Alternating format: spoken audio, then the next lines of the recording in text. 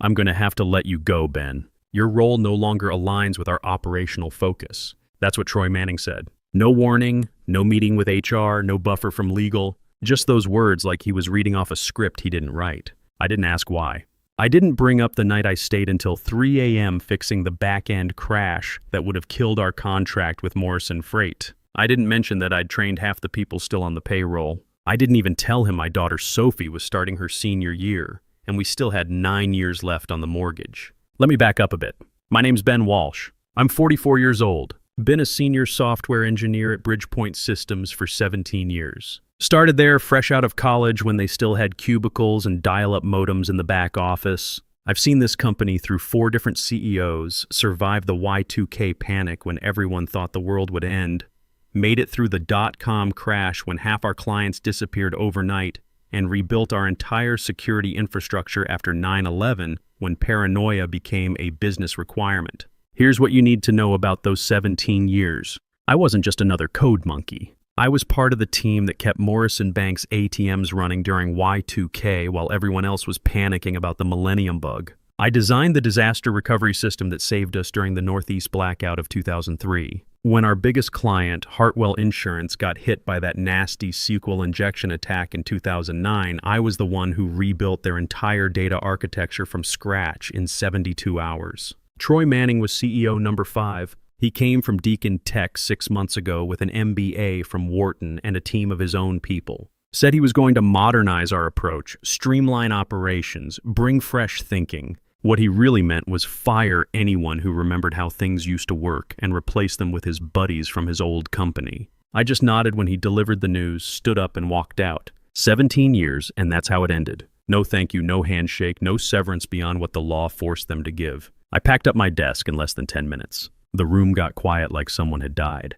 Eyes snapped back to screens. Keyboards got real busy. Nobody wanted to catch my look. Rick Palmer was the only one who came over. We'd worked side by side for 8 years, built 3 major systems from scratch, covered for each other through countless late nights and weekend emergencies. Rick had this nervous habit of clicking his pen when he was stressed, and I could hear it from across the room. He leaned in and kept his voice low. Dude, this isn't about performance. Troy's replacing legacy staff with his own guys. All of them from Deakin. I nodded. Couldn't speak yet. Rick looked like he wanted to say more, but backed off. Smart move. I wasn't in a talking mood. My hands were shaking, and I couldn't tell if it was rage or adrenaline or just the realization that everything I had built here was about to disappear. I took one last look around the open floor. The fake plants that nobody watered anymore. The same motivational posters about innovation and teamwork that had been there since Clinton was president. The little whiteboard by the kitchen where I'd drawn a smiley face every Friday for years, trying to keep morale up during the rough patches. Nobody looked up. I walked out with a half-used coffee card, a framed photo of Sophie from her debate team championship, and that knot in my chest that felt like shame but was something deeper. I sat in my truck in the parking garage, gripping the wheel like it might give me answers. The engine was off, but I wasn't ready to drive home yet. Kate was at the college teaching back-to-back literature courses. Sophie wouldn't be home from school for another hour. The house would be dead quiet, and for some reason that felt worse than if they'd been waiting inside. At 44, getting fired isn't just about hurt pride. It's about numbers that don't lie. 9 years left on a $340,000 mortgage in a neighborhood where the property taxes alone run $8,000 a year. Sophie's senior year, then college applications. She's got her sights set on Northwestern for their journalism program. Tuition there runs $65,000 a year. We've got maybe half of that saved up in her 529 plan. Kate's teaching salary covers groceries and utilities, maybe the car payments if we're careful. My paycheck was everything else. The health insurance for the family runs $1,800 a month. The 401k contributions we'd been maxing out for the past 5 years. The emergency fund we'd been building for 15 years, sitting at about 6 months of expenses if we lived like monks. Let me put this in perspective. In our neighborhood, I'm surrounded by guys who sell medical devices or run regional sales territories. They make good money, but they understand job security is a myth. We've all watched neighbors pack up and move when the economy shifted or companies got acquired. The difference is most of them have portable skills. Sales guys can sell anything. I'm a 44-year-old software engineer in an industry that thinks anyone over 35 is past their prime. I'd missed birthdays, anniversary dinners, weekend trips we planned but never took. Sophie's debate tournaments, her soccer games, parent-teacher conferences. All for what? A 2-sentence conversation and a cardboard box. My phone buzzed.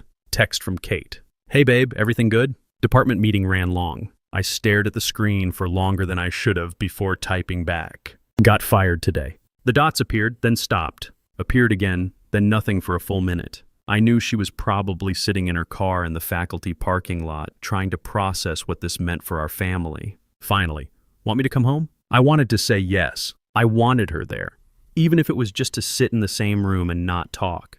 But I knew what that meant. She'd cancel her evening class, and that was $180 we couldn't afford to lose now. Every dollar mattered until I figured out what came next. No, we need the money. I'm fine. I hit send and regretted the last part immediately.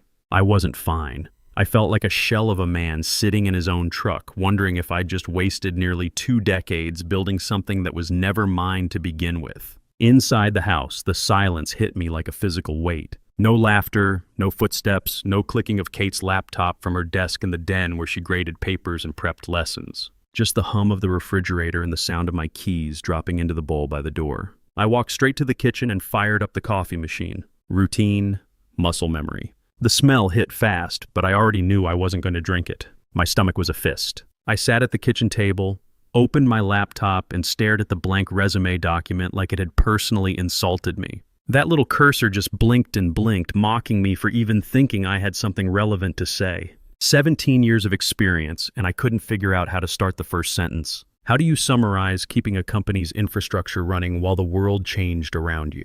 The phone started buzzing around 4 p.m. Word travels fast in our industry, especially when someone with my reputation suddenly becomes available. Mike Torres from Data Flow, where I'd done some consulting 3 years back when they were migrating to cloud infrastructure. Sarah Kim from TechCore, who'd tried to recruit me twice over the past 5 years. Ben heard about Bridgepoint. Complete garbage move. We're expanding our cloud infrastructure team if you're interested. Base salary around $140,000, full benefits, probably looking at $160,000 with bonuses. Good offers, decent money, especially compared to sitting on unemployment. But not life-changing money. Not the kind that makes you forget about getting stabbed in the back by people you trusted. Not the kind that puts Sophie through Northwestern without debt or pays off the mortgage early, or lets Kate finally write that novel she's been talking about for 10 years. That night I didn't eat much. Kate made spaghetti. Sophie talked about her AP history project on the Cold War, and I sat there nodding in the right places while my mind raced through scenarios. Kate knew something was wrong beyond just the job loss. After Sophie went upstairs to study, Kate sat next to me on the couch. "What are you thinking?" she asked. "I'm thinking Troy Manning just made the biggest mistake of his career," I said. "He doesn't know it yet, but he did." She squeezed my hand. "What do you mean?" I looked toward the stairs where Sophie was probably cramming for another test, trying to keep her GPA perfect for college applications. I mean, 17 years in this industry builds more than just technical skills. It builds relationships. And Troy's about to learn what happens when you throw away someone who knows where all the bodies are buried. The email came in at 6:30 the next morning. Subject line, time-sensitive opportunity, Carl Brennan. I almost deleted it on instinct. Thought it was spam or some LinkedIn recruiter with bad timing. But the name stopped me cold. Carl Brennan, CEO of Apex Technologies. The same company we'd been chasing for over 18 months at Bridgepoint. The same contract I'd personally spent 8 months building infrastructure proposals for, working nights and weekends to map out every database schema, every API endpoint, every security protocol they'd need. I opened it. "We understand you're no longer with Bridgepoint. Would like to discuss a time-sensitive contract. Call ASAP Carl Brennan." That was it. No signature, no corporate fluff, just that. I stared at it for a solid minute, trying to figure out how he even knew I was out. I hadn't posted anything on social media. I hadn't told anyone but Kate and Rick. This was either incredible timing or something deeper was going on. Something in his direct tone told me this was personal. I called the number. He picked up on the second ring. "Mr. Walsh, thank you for getting back to me," he said like we were already mid-conversation. "Mr. Brennan," I said slowly. "You don't waste time, do you?" "I don't have any to waste," he replied. "And neither do you, I assume. I'll cut to the chase. I'd like to bring you on for a 90-day private contract. Finish what you started on the infrastructure build. Clean, direct engagement. You work for us. We pay 4 times your previous rate." I almost dropped the phone. 4 times my rate meant $280,000 for 3 months' work. That was mortgage killing, college fund filling, life-changing money. You want me to rebuild what I was doing at Bridgepoint, but do it for you directly? Yes, he said, that work was yours. The authentication layer alone would take most teams 6 months to get right. You had it mapped out in 3 weeks. I want the version you intended, not what some junior project manager cuts corners on to make his PowerPoint look better. I rubbed my face hard. You realize this cuts Bridgepoint out of a $12 million deal? There was a pause just long enough to feel deliberate. I do. And frankly, after working with Troy Manning at Deacon Tech for 2 years, I'd rather burn money than give him another dime. There it was. This wasn't just about the project. You knew Troy before Bridgepoint? Worked under him at Deacon for 18 months. Worst 18 months of my career. The man couldn't architect his way out of a paper bag, but he was great at taking credit for other people's work. Sound familiar? My heart started pounding. You knew I got fired. I did, he said. Your name disappeared from their proposal revisions this week. I don't like last-minute substitutions, so I asked around. Found out Troy cleaned house and brought in his Deacon cronies. Same playbook he ran there. I leaned back in my chair. And you just happened to have a contract ready? Ben, let me tell you something about Troy Manning. 4 years ago, he convinced Deacon's board to partner with my company on a $30 million data center project. 6 months in, he tried to cut me out and bring the work in-house using specs my team had developed. Cost us both companies when I pulled the plug. Deacon lost $18 million in projected revenue. I lost 6 months and a lot of sleep. The pieces were falling into place. So this is payback. This is business, Carl said. I don't play games, Ben. I want the system we discussed, the one you designed, not the watered-down version they'll patch together to save face. The question is, can you deliver it without their resources? I didn't say yes right away. I told him I'd need to review terms. He said they'd send everything within the hour, including a dedicated laptop with secure credentials. After I hung up, I just sat there staring at the wall like I'd been hit in the head. Kate walked in 20 minutes later, still in her robe, coffee mug in hand. You're up early, she said. Everything okay? I nodded slowly. Apex Technologies just offered me a contract. 3 months, 4 times what Bridgepoint was paying me. She nearly dropped her mug. Are you serious? Dead serious.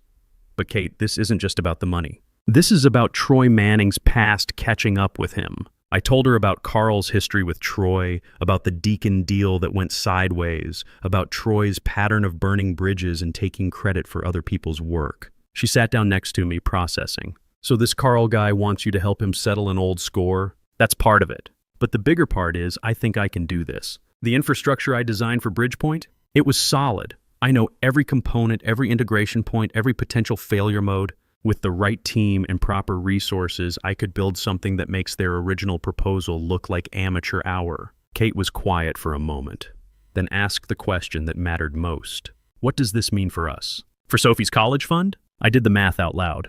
$280,000 for 3 months. After taxes, that's about $190,000. Enough to pay off 6 years of mortgage payments, fill Sophie's college fund completely, and still have money left over for your sabbatical. Her eyes widened. We'd talked about her taking a year off to write her novel, but it had always been a someday dream, not a real possibility. And if it works out, I continued, if I can prove myself on this contract, Carl's the kind of CEO who remembers loyalty. This could be the start of something bigger. She didn't say anything for a few seconds. Then, you gonna take it? I told him I'd think about it, I said. But the second those words came out, I realized I was lying. I already knew the answer. This wasn't just an opportunity. It was a chance to show Troy Manning what happens when you throw away someone who actually knows how to build things. Kate didn't ask again. She knew I'd already made the call. By noon, I had a contract in my inbox and a tracking number for a secured laptop. Overnight delivery, signature required. The contract was clean, straightforward, none of the usual corporate double talk. Carl meant business. But I didn't sign it right away. Instead, I spent the afternoon digging. Not just into the system specs, but into Carl himself, into Apex, into the full history between him and Troy. It took me 3 hours of searching through old industry publications, but I found the whole story. 4 years ago, Apex and Deacon had announced a strategic partnership to build next-generation data centers for financial services companies. Carl's team would handle hardware and infrastructure, Deacon would provide software and integration services. Troy was the project lead for Deacon. 6 months in, according to a detailed write-up in Data Center Quarterly, Deacon suddenly announced they were bringing the entire project in-house. They claimed Apex wasn't meeting technical specifications. Apex countered that Deacon was trying to steal proprietary designs and cut them out of their own project. The partnership collapsed. Lawsuits flew. Deacon lost $18 million in projected revenue when 3 major clients pulled out.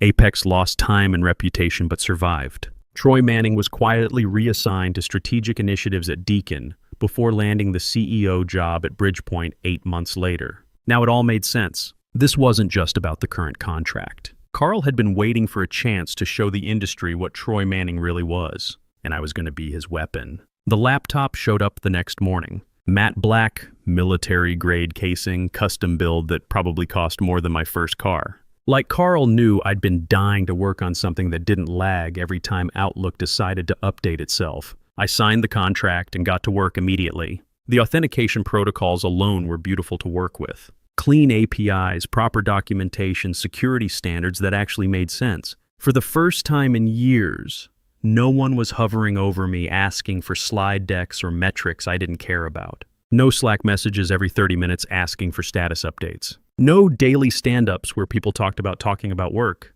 Just pure, focused technical work on systems that would actually matter. My fingers flew across the keyboard. I wasn't second-guessing myself or checking for approval from 3 different managers. I was designing the system the way it should have been from the beginning. Clean, scalable, secure enough to make a hacker weep with frustration. That's when my phone lit up. Troy Manning, I let it go to voicemail. An hour later, another call, then a text. Hey Ben, can we talk? I think there's been a misunderstanding. I actually laughed out loud. Kate looked over from the couch where she was grading papers. Troy, she asked. Yeah, I said, now it's a misunderstanding. 2 minutes later, another text. There may have been miscommunication from HR. Let's discuss options. Kate rolled her eyes. Too little, too late. By day 4, I'd finished the initial architecture. The whole system mapped out, every component documented, every integration tested. I sent it off to Apex's CTO for review. 2 hours later, he emailed back one line. This is the blueprint for our next decade. I read it 3 times. That should have been a victory moment, but it hit me harder than I expected because this blueprint had started in my head back at Bridgepoint. I'd sketched the logic during all-nighters and missed family dinners. Now I was finally building it the way it was meant to be built, for someone who understood its value. The sting didn't slow me down. It fueled me. Every line of code I pushed was like another nail in Troy's professional coffin. But he wasn't going down without a fight. Troy kept trying to reach out, voice messages that got progressively more desperate. Ben, let's grab coffee and talk this through like professionals. Then, I think we can work something out that benefits everyone. Finally, this doesn't have to be adversarial. I never called him back. Didn't need to. But Troy was smarter than I'd given him credit for. He started making moves. Rick called me on Thursday afternoon, voice tense. Dude, Troy's trying to poison the well. He called Morrison Freight yesterday, told them you were violating your non-compete by working with Apex. Suggested they might want to reconsider their contract with us. Did it work? Hell no. Jim Morrison laughed at him. Told Troy that you'd personally saved their back end 3 times, and if Bridgepoint had a problem with that, maybe they should have kept you. But Troy wasn't done. He reached out to Dataflow and TechCore, the companies that had offered me positions. Started spreading rumors that I was emotionally unstable after the firing, that I might be a security risk. Classic corporate sabotage. That's when I realized this war needed bigger weapons than just me. The call that changed everything came Friday morning. Walter Hoffman. Walter Hoffman was more than just Bridgepoint's founder. He was a legend in our industry. Started the company in 1987 with $50,000 and a conviction that small businesses needed enterprise-level IT infrastructure. Built it into a $200 million company before retiring 8 months ago, the same week Troy took over. Ben, it's Walter. I sat up straight. Walter, surprised to hear from you. His voice was gravel, older than I remembered, but still carried that authority that had made him one of the most respected CEOs in the region. I saw your Apex presentation specs. Someone forwarded me a copy. He paused. It was clean, precise, exactly what I used to expect from this company. That caught me off guard. Really? Ben, I hired you because you solved problems, because you gave a damn about doing it right. I never thought I'd have to watch this company eat its own. There was a long pause before he spoke again, and I could hear the weight of what he was about to say. Troy's planning more cuts. 22 people this time. Most of them were here before he showed up with his Harvard MBA and his Deacon cronies. These are good people. Families, mortgages, kids in college. Lucas Hayes, Diana Park, Hugo Martinez. People you trained, people who bled for this company. I closed my eyes. Those weren't just names to me. Lucas had worked next to me for 6 years, always drumming his fingers on his desk when he was thinking through a complex problem. Diana was our security lead, the one who always asked the hard questions that nobody wanted to hear, but everyone needed to answer. Hugo could explain the most complex back-end issue in terms your grandmother would understand. When? I asked. Next Friday. He's calling it operational restructuring for competitive advantage. We'll have board meetings Thursday to rubber stamp it. Walter, why are you telling me this? Another pause. Because I think he's going to wreck the place. And because I think you're the only one who can do something about it. What do you mean? I mean, those people trust you. They'd follow you if you gave them somewhere to go. I also mean I've got some liquid assets sitting around, and I'd rather invest in people I believe in than watch them get destroyed by someone I don't. The line went quiet. I sat there for a long time after he hung up, staring at the Apex blueprints on my screen. This was the fork in the road. I could take Carl's money, finish the contract, and move on with my life. Or I could turn this into something bigger. I called Kate at the college between her classes. How would you feel about me starting a company? I asked. What kind of company? The kind that hires all the good people Troy's about to fire. The kind that shows this industry what happens when you actually put technical expertise first instead of MBA politics. She was quiet for a moment. How much would something like that cost? Walter's offering to back it. And if we do this right, we wouldn't just be another consulting firm. We'd be the team that clients specifically ask for. The ones who actually deliver instead of just promising. Ben, she said slowly, are you talking about going after Bridgepoint directly? I'm talking about building something better. And if that puts us in competition with Troy Manning, so be it. There was a pause. Then Kate said the words that changed everything. If they're going to take your livelihood, might as well take their crown while you're at it. I didn't waste time after that. Pulled out an old notepad and started making a list. Not just names, but strategic selections. The people who made Bridgepoint actually work, not the ones who just attended meetings. First call was to Lucas Hayes. 15 years in infrastructure, the guy who could troubleshoot a collapsed server blindfolded. When I explained what I was thinking, he was quiet for a long moment. Jesus, Ben, he finally said. I've been waiting for someone to say it. These new guys don't know a router from a toaster. When do we start? Diana Park was next. Our security lead, who Troy had been trying to push out because she wouldn't sign off on his cost-cutting measures that compromised system integrity. You're serious about this? She asked. Building a real company, not just some freelance collective? Dead serious. Full ownership stakes for founding members. Real profit sharing. No corporate politics, just technical excellence. I'm in. But Ben, you need to know something. Troy's been asking a T to monitor email traffic, looking for signs of disloyalty. He's paranoid about exactly this kind of thing happening. That was useful intel. Thanks for the heads up. We'll be careful. Hugo Martinez was the trickiest call. Back-end wizard out of Phoenix, but he had 2 kids and a mortgage. Couldn't afford to take big risks. Hugo, I know this sounds crazy, but hear me out. Walter Hoffman's backing this financially. We're not talking about scraping together freelance work. We're talking about stepping into the market with serious capital and serious clients already lined up. What kind of capital? Enough to match your current salary from day one, with equity upside that could set your kids up for college. He was quiet for 30 seconds. Give me until tomorrow morning. He texted me at 6 a.m. the next day. Let's build something. By the end of the week, I had 8 people committed. Not just committed, excited. These were senior engineers who'd been watching Troy systematically dismantle everything they'd helped build.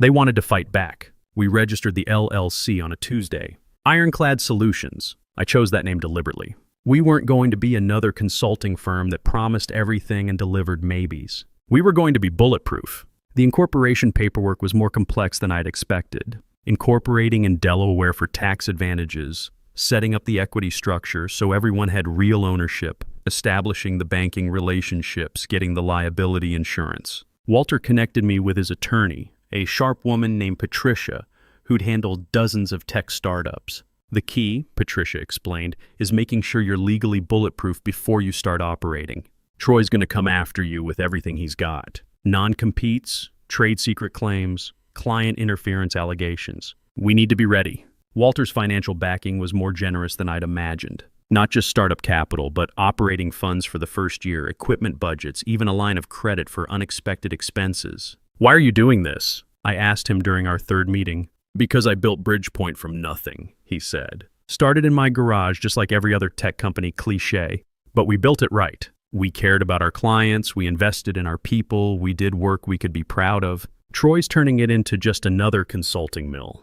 I won't let that happen without a fight. Carl's response to the ironclad plan was immediate and enthusiastic. I laid out what we were building, told him we wouldn't just deliver his system. We'd own the intellectual property, license it to Apex, and handle full implementation and support on our terms. I didn't want a vendor, he said. I wanted you.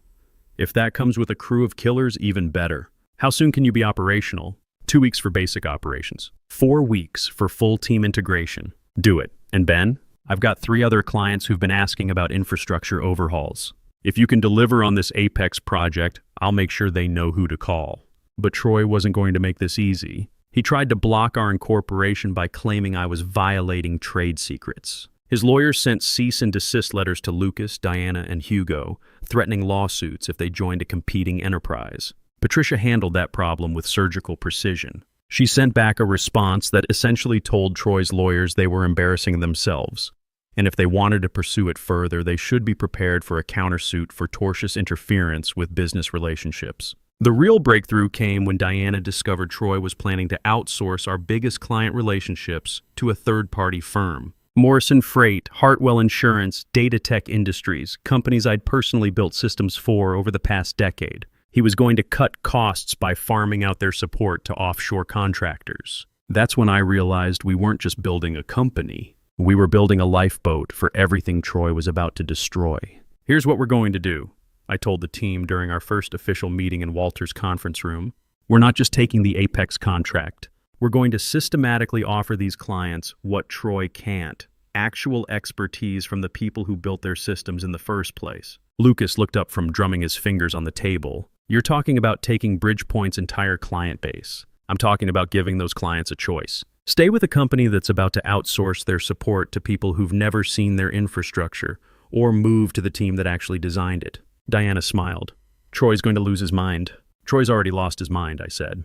We're just going to make it official. Apex Technologies' headquarters sat in a glass tower downtown, 34 floors of steel and ambition. I'd been in this building dozens of times over the past 18 months, pitching proposals that Troy Manning had systematically undermined. Today felt different. Today I was walking in as the owner of the solution, not just another vendor begging for scraps. Security badge, elevator to the 28th floor, frosted glass doors with their logo etched across the front. I walked in carrying nothing but a thumb drive in my pocket and 18 months of suppressed anger in my head. The receptionist smiled. Mr. Walsh, they're waiting for you in conference room B. Can I get you anything? Coffee? Water? I'm good, thanks. My boots echoed down the hallway as I pushed open the door and stopped for half a second. The Apex board was there, 5 people I recognized from previous meetings. Carl Brennan stood near the head of the table with his usual cup of coffee.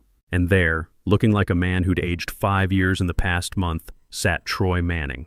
He looked up when I walked in. Eyes bloodshot, tie loose, jaw clenched so tight I could see the muscle twitching. He'd lost weight, probably wasn't sleeping much. Ben will walk you through the final architecture, Carl said, like this was just another Tuesday meeting, like he wasn't about to end a man's career. But before I could start, Margaret Thornton, Apex's CTO, leaned forward. She was a sharp woman in her 50s who'd built systems for 3 Fortune 500 companies before joining Apex. Mr. Walsh, before we begin, I have to ask. This proposal is significantly different from what Bridgepoint presented 6 months ago.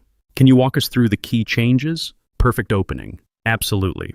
The original Bridgepoint proposal was designed by committee, with multiple compromises that weakened the overall architecture. What you're seeing today is the system as it should have been designed from the beginning. I plugged in the drive and started the presentation, but not with slides. I opened the actual system architecture, live code running on Apex's test servers. Let's start with authentication, I said, pulling up the login interface. The previous proposal used a third-party authentication service that would have cost you $50,000 annually in licensing fees and introduced a potential single point of failure. We built custom OAuth 2 implementation that's both more secure and completely under your control. Margaret nodded, taking notes. Show me the database architecture. Here's where it gets interesting, I said, switching screens. The original proposal had 7 different database schemas that would have required constant synchronization. We consolidated to 3 normalized schemas with built-in redundancy. Query performance is 300% faster than the Bridgepoint proposal,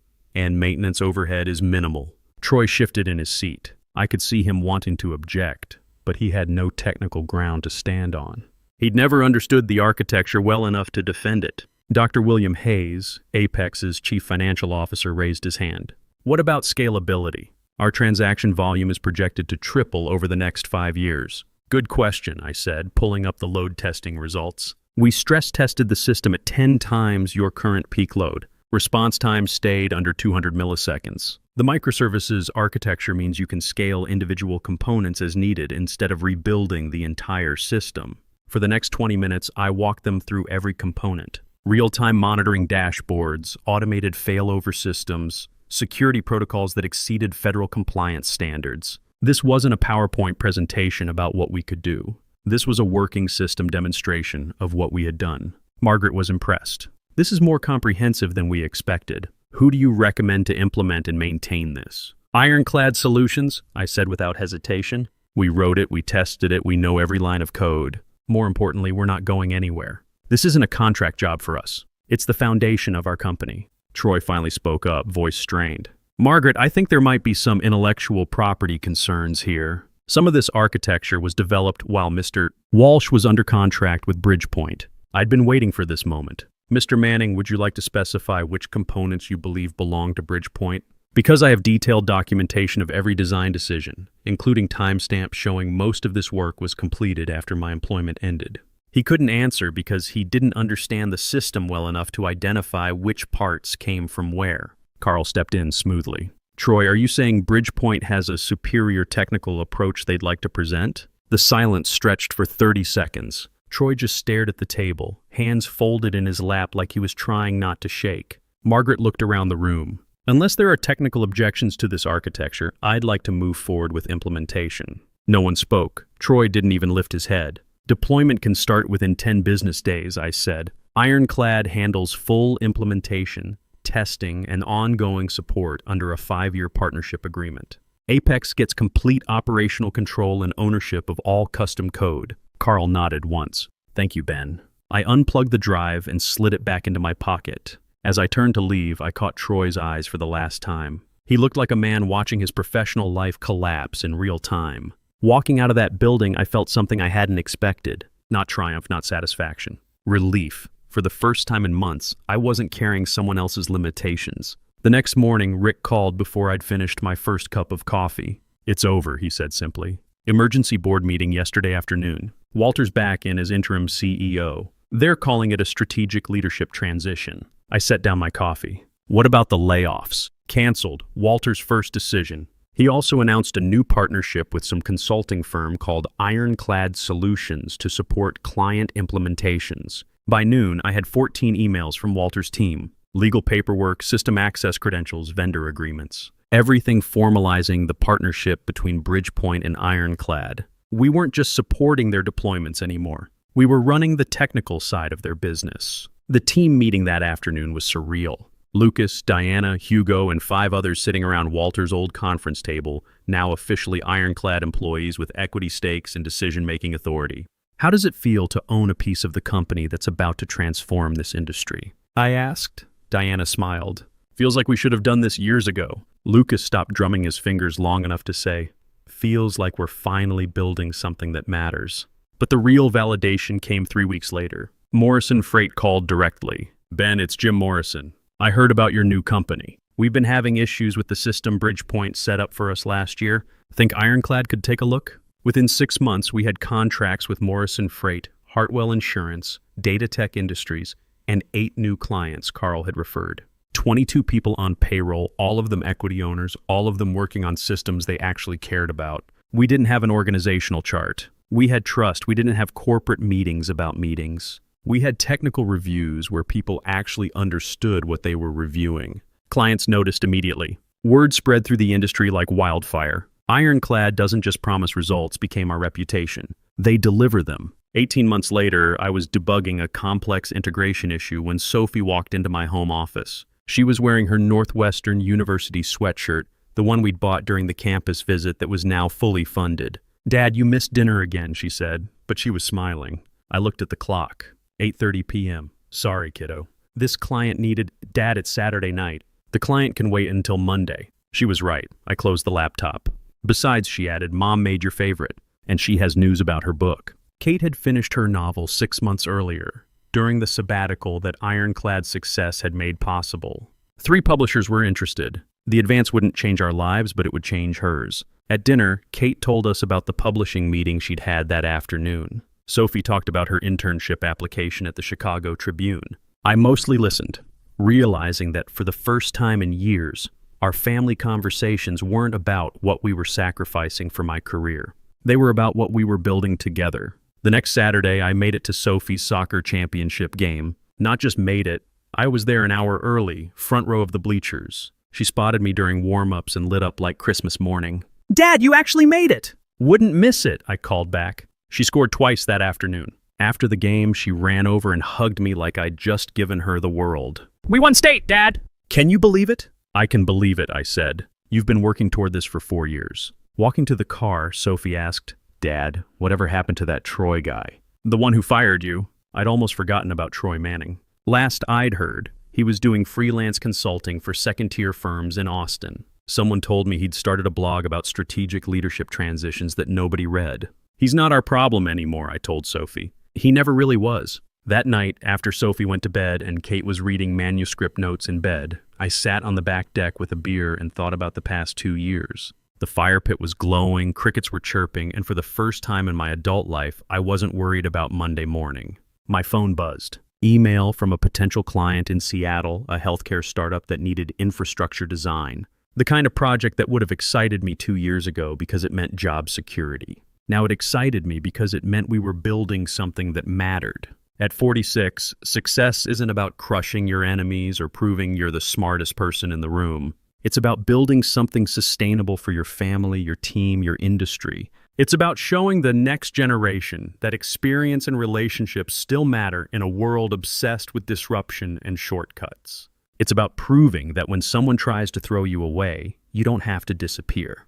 You can build your own table, set your own terms, and invite the people who matter to join you. Troy Manning thought he was firing an employee. What he actually did was create a competitor who understood his weaknesses better than he understood his own strengths. It wasn't revenge. It was correction. And in this industry, correction has a way of becoming the new standard.